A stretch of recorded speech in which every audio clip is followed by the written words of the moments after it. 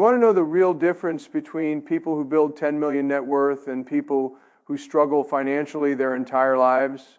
It's not luck, it's not inheritance, it's not even intelligence, though that helps. The real difference is that wealthy people understand something that most people never learn. Building serious wealth is a systematic process that follows predictable patterns. And if you understand those patterns and execute them consistently over time, you can build a 10 million net worth starting from absolutely nothing. I've been managing money at JPMorgan Chase for over 20 years, working with some of the wealthiest individuals and families in the world.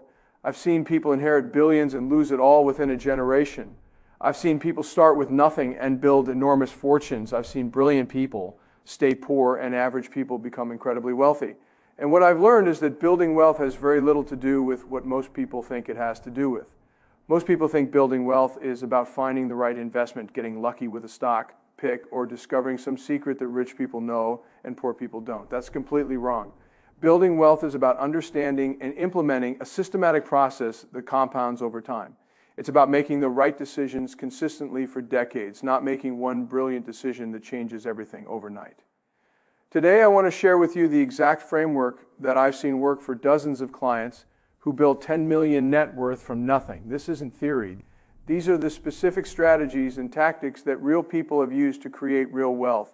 And while I can't guarantee that you'll reach 10 million, I can guarantee that if you follow this framework consistently, you'll build more wealth than 95% of the population. The first pillar of building a 10 million net worth is what I call extreme income optimization. Most people think about wealth building as an investment problem by how to get better returns on their money. But for most people, especially early in their careers, wealth building is primarily an income problem. You can't invest what you don't have, and you can't build serious wealth on a mediocre income unless you're willing to live like a monk for decades. The harsh reality is that building a 10 million net worth on a $50,000 annual salary is virtually impossible unless you live an extraordinarily frugal lifestyle and get exceptional investment returns for decades. But building a 10 million net worth on a $500,000 annual income is quite achievable with reasonable saving rates and modest investment returns. This is why the most successful wealth builders I know are obsessed with maximizing their income, especially early in their careers when they have the most time for their wealth to compound. They don't just work hard at their jobs. They systematically develop skills that command higher compensation. They position themselves in high-growth industries, and they're willing to take calculated career risks that most people aren't. Let me give you a specific example from one of our private banking clients. He started as an engineer at a technology company making $75,000 per year. Within 5 years, he had moved into product management and was earning $150,000. Within 10 years, he had started his own consulting firm and was earning $500,000. Within 15 years, he had sold that firm and started a technology company that he eventually sold for $50 million. The key insight is that he didn't just focus on saving money and investing, and focused on systematically increasing his earning capacity every few years. Each career move was strategic, designed to develop new skills and position himself for the next opportunity. He treated his career like a business, constantly investing in his own capabilities and looking for ways to create more value. This is the pattern I see repeatedly among people who build serious wealth. They understand that in the early stages of wealth building, increasing income has much more impact than optimizing investment returns. A person who increases their income from $75,000 to $150,000 has doubled their wealth building capacity, which is equivalent to getting 100% investment returns, which is obviously impossible to achieve consistently. Here's my specific advice for extreme income optimization. First, choose your industry carefully. Some industries simply pay more than others, and some industries have better growth prospects than others. Technology, finance, healthcare, and professional services generally offer higher compensation and better career trajectories than retail, hospitality, or government work. Second, develop skills that are scarce and valuable in today's economy. That usually means technical skills, leadership skills, or sales skills. Learn to code, learn to manage people, or learn to sell me tests, preferably all three. These are the skills that command premium compensation in almost every industry. Third, be willing to change jobs regularly, especially early in your career. The biggest salary increases usually come from changing companies, not from getting promoted within the same company. Plan to change jobs every 3 to 5 years until you reach senior executive levels. Fourth, consider starting a business or developing multiple income streams. The highest earners usually have income from multiple sources: salary, bonuses, equity compensation, business income, investment income, real estate income. Diversifying your income sources not only increases your total income, but also reduces your risk if one source disappears. The second pillar is systematic wealth accumulation, which is where most people get it wrong. They think saving money means putting whatever is left over at the end of the month into a savings account. That's not systematic. That's random. Systematic wealth accumulation means paying yourself first, automating your savings, and structuring your finances so that wealth building happens automatically. The specific framework I recommend is what I call the 503-0-20 rule, but it's not the traditional version that most financial planners recommend. My version is 50% of gross income for living expenses, 30% for taxes, and 20% for wealth building. Most people think 20% is too high, but remember, we're not trying to build average wealth. We're trying to build a 10 million net worth. If you're earning $200,000 per year and saving 20%, that's $40,000 per year going toward wealth building over 25 years, assuming 7% annual returns, that compounds to about 2.7 million. But if you're systematically increasing your income every few years, your savings rate stays constant, but the absolute dollars increase dramatically. Using the same example, if that person increases their income to $300,000 by year 10 and $500,000 by year 20, they're now saving $60,000 per year initially and $100,000 per year later. The same 20% savings rate applied to a systematically increasing income compounds to over 6 million. Add in business ownership, real estate appreciation, and other wealth building strategies, and 10 million becomes very achievable. The key is making wealth building automatic and non-negotiable. Set up automatic transfers from your checking account to your investment accounts on the day you get paid before you have a chance to spend the money on anything else. Treat your wealth building contributions like you treat your mortgage payment or your utility bills as fixed expenses that must be paid regardless of what else is happening in your life. Also, structure your tax planning around your wealth building goals. Maximize contributions to 401k plans, IAs, and other tax-advantaged accounts. Use health savings accounts for long-term wealth building, not just current health care expenses. Consider tax loss harvesting in taxable accounts to minimize current tax liability. The third pillar is investment scaling, which is where your money starts working for you instead of you working for your money. Early in your wealth building journey, you're primarily dependent on your labor income, but as your investment portfolio grows, investment income becomes an increasingly important part of your total wealth building. The key insight here is that investment strategies should evolve as your wealth grows. When you have $10,000 invested, your focus should be on broad diversification and minimizing fees. Index funds, target date funds, and other simple strategies work well because you don't have enough money to justify complex strategies, and you don't have enough money for complex strategies to make a meaningful difference. But when you have 1 million invested, you have access to investment opportunities that weren't available when you had 10,000. Alternative investments, private markets, direct real estate ownership, individual stock positions. These strategies can potentially generate higher returns, but they also require more sophistication and larger minimum investments. When you have 5 million invested, you have access to even more sophisticated strategies: private equity, hedge funds, structured products, family office services. These investment vehicles are designed specifically for high net worth investors and can provide returns and diversification that aren't available to smaller investors. At JPMorgan Private Bank, we see this evolution constantly. A client might start with us when they have a few $100,000 using mostly mutual funds and ETFs. As their wealth grows, we introduce alternative investments, private markets, and more sophisticated tax planning strategies. By the time they reach 10 million, they typically have a much more complex portfolio that includes traditional investments, alternatives, real estate, and often business interests. Here's my specific advice for investment scaling. Start simple with broad market index funds and gradually add complexity as your wealth grows. Don't try to implement sophisticated strategies when you have small amounts of money. Focus on maximizing savings and minimizing fees. Once you reach about $500,000 in investable assets, start considering alternatives. Real estate investment trusts, commodity exposure, international diversification beyond just international stock funds.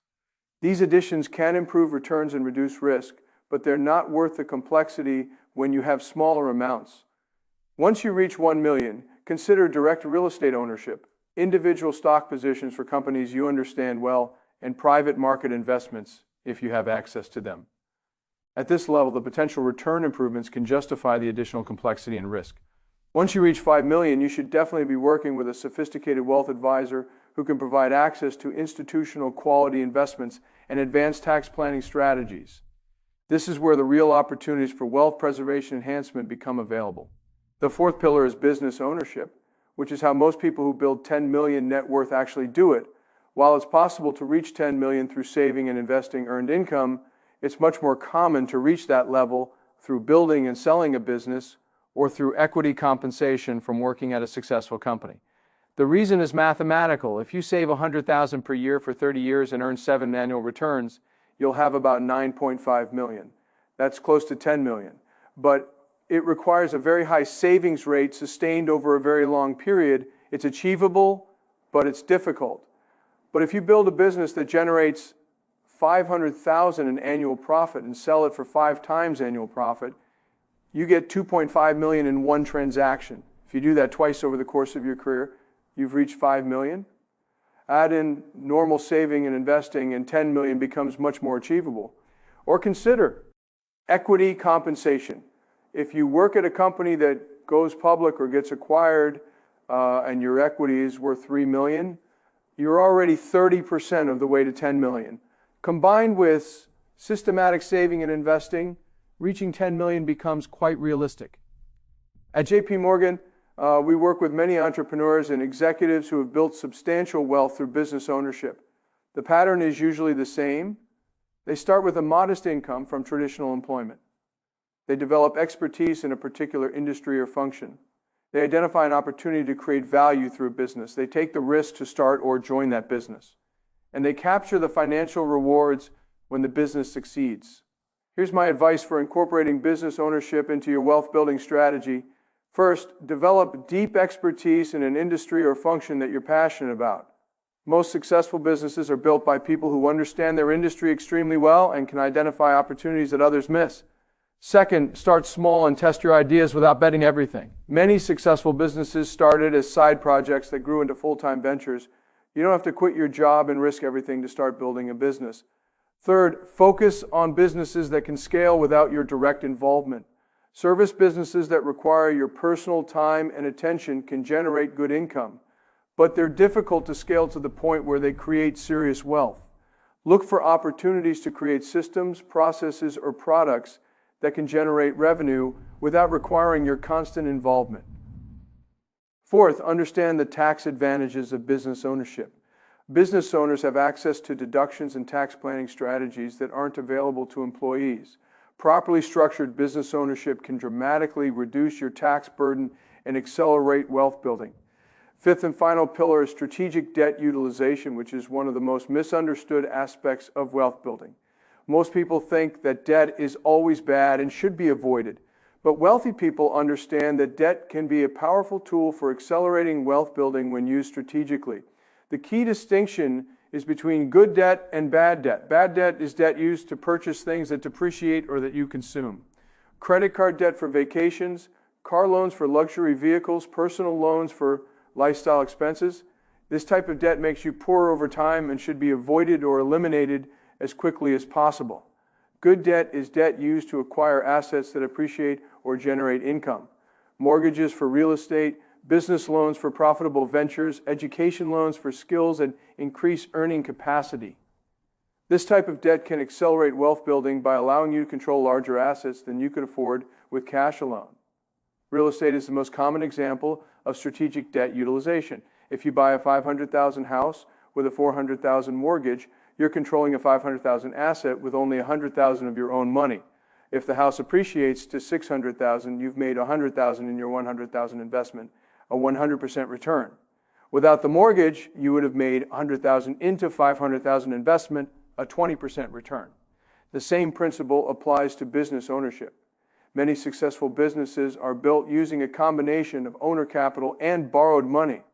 The debt allows the business owner to grow faster than would be possible with only their own capital, and the returns on the total invested capital often exceed the cost of the debt.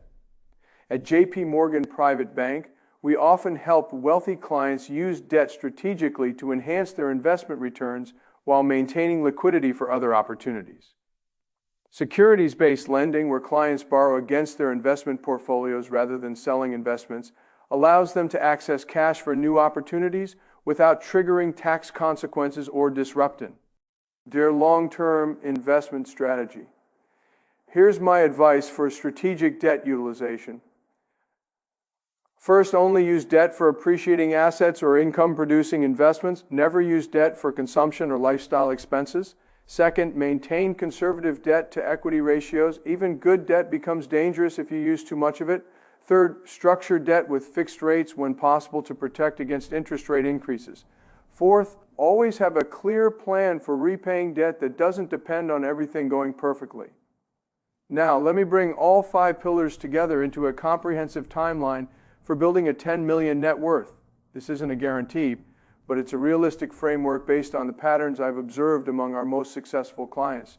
Years 5, focus on extreme income optimization. Develop valuable skills, position yourself in a high-growth industry, and systematically increase your income. Start automatic wealth building at 20% of income, even if the absolute amounts are small.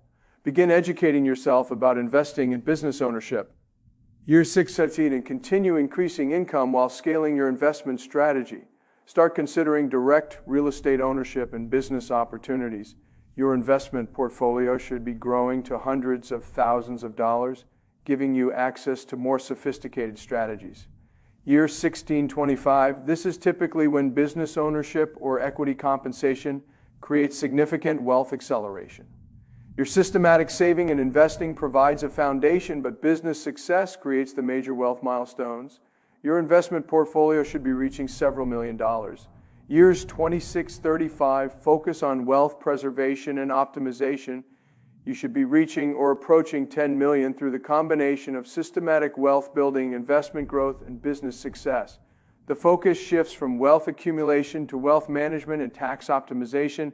This timeline assumes starting from zero in your early 20s and reaching 10 million by your late 40s to mid 50s. It's an aggressive timeline, but it's achievable if you execute all 5 pillars consistently. The key is understanding that building a 10 million net worth isn't about getting lucky or finding some secret strategy.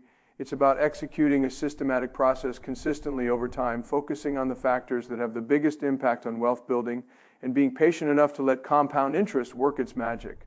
Most people never build serious wealth because they don't understand this process or they don't have the discipline to execute it consistently. They focus on the wrong things. They make emotional decisions during market volatility. They fail to increase their income systematically, or they use debt destructively rather than strategically. But if you understand these 5 pillars and commit to implementing them consistently, building a 10 million net worth becomes not just possible, but probable.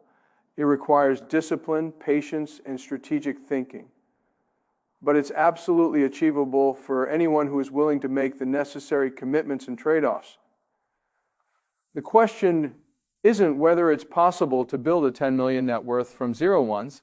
The question is whether you're willing to do what it takes to make it happen.